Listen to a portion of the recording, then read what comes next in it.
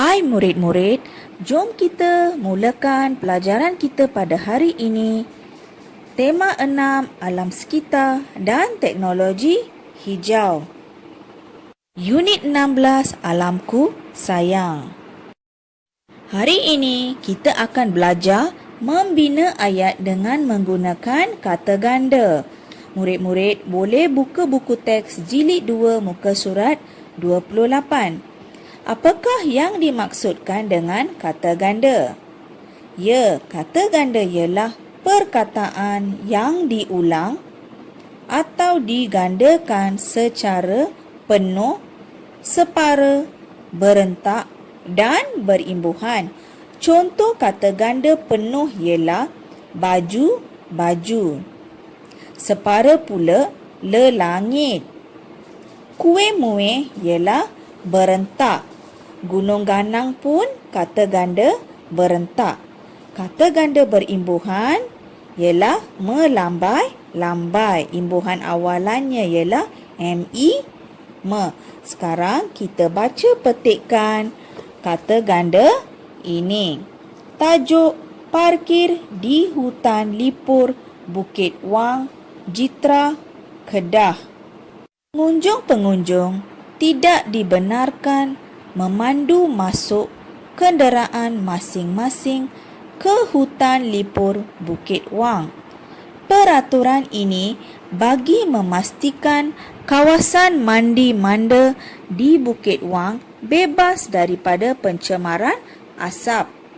Jadi, kata ganda yang terdapat di dalam perenggan ini ialah pengunjung-pengunjung, mandi-manda dan masing-masing. Mari kita baca perenggan yang seterusnya.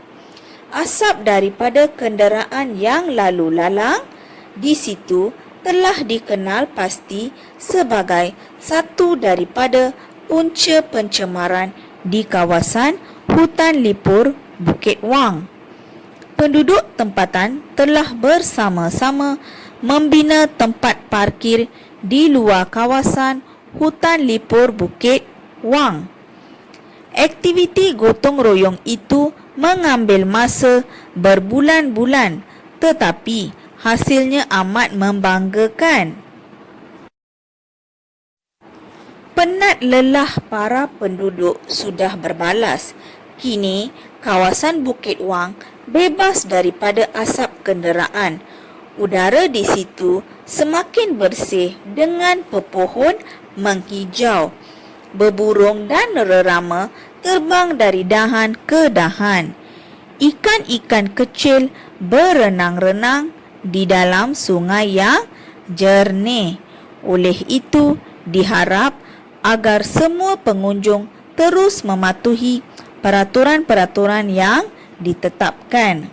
Jadi murid-murid, selain daripada kata ganda yang berwarna merah ini, murid-murid boleh jumpa kata ganda yang terdapat di dalam teks ini, iaitu masing-masing di perenggan yang pertama.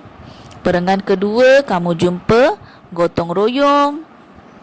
Perenggan yang ketiga, berenang-renang, rerama dan terakhir sekali ialah peraturan-peraturan.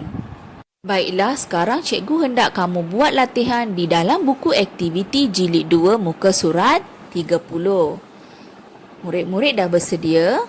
Mari kita cuba membina ayat menggunakan kata ganda yang telah diberikan berdasarkan gambar. Perkataan yang diberikan ialah daun. Jadi, kata ganda separa ialah daun. Contoh ayat, Puan Ani menyapu daun yang gugur di halaman rumahnya. Gambar nombor 3 dan perkataan yang diberikan ialah ombak. Kata ganda penuh yang digunakan ombak. Contoh ayat, dia suka mendengar bunyi ombak-ombak memukul pantai.